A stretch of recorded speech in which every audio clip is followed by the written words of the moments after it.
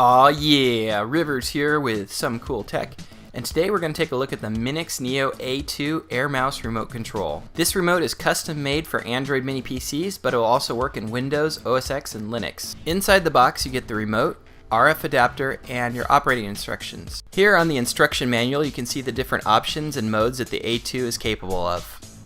As far as build quality goes, I feel like the A2 is one of the best remotes I've tested so far. But the most important thing on a gyro remote is the range, and this remote has really good range. Also, if you're using this on a MINIX Android mini PC with the latest firmware, every button on here works, which is a lot better than a lot of Air remotes that I've tried. Now let's take a closer look at the buttons on the remote. So you've got a power button that can also be used to reset and sleep. You've got a speaker for video calls, your mute button, your task manager button, menu button, home button, your multi-directional button with your select or left button in the middle. You got your back button, enter button, game mode button, volume down, volume up, your app drawer button, rewind, play, fast forward, and a microphone for voice to text. On the back you've got your full keyboard with alternate options using the function button. Also it takes regular AAA batteries, 2 of them, so I put a couple rechargeable Sanyos in there and they work awesome. They basically last forever.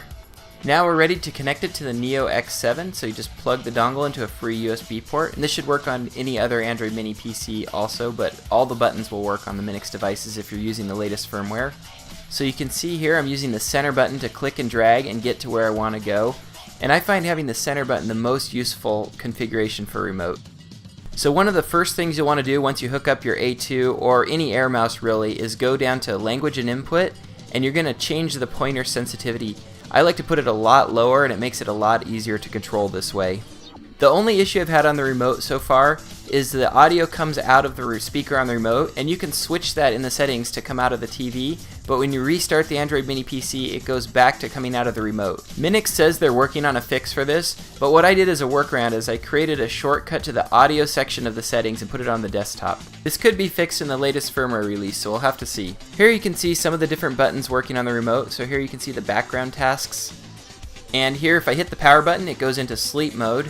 But if I press and hold the power button for a couple seconds, it'll give you the option to either reboot, sleep mode, or power off. Next up, let's take a look at the microphone on the remote. When is the Galaxy Note 3 coming out? So I could get it to work from up to about 10 feet away. After that, it couldn't get a clear signal of what I was saying. But this is still the best microphone on a remote that I've used so far. How much does Jupiter weigh? So it's got a speaker on the top of the remote and a microphone on the bottom of the remote. That way you can use it like a telephone when you're using Skype or other video calling software. Here's another tip that might be helpful. If you need to recalibrate the gyroscope, press and hold function and Y on a flat surface for 2 seconds. Function light should blink 4 times and you should be recalibrated. Or if you need to resync the remote with a USB receiver, press function plus P.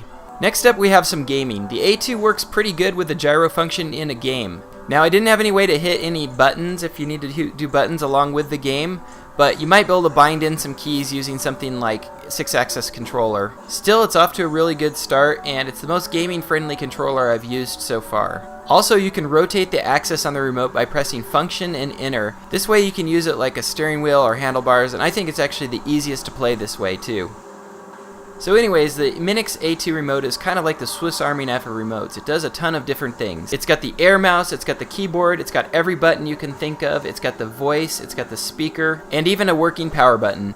But again, the most important thing to me about the remote is just the range. It really has a good signal. I couldn't get far enough away from it to not work, and I can go all the way about 20 feet away from it in my house and still see the TV. By the way, be sure and check out my new channel, Rivers First Look. This is where I put up quick reviews of items that don't take me a long time to edit. That way I can get new hardware out as soon as I get it. Just look at all this stuff I have sitting around waiting to be reviewed because I don't have time to do an in-depth review yet. This is for a video editing computer I'm building, and here's some more media player hardware that I haven't had a chance to review yet either.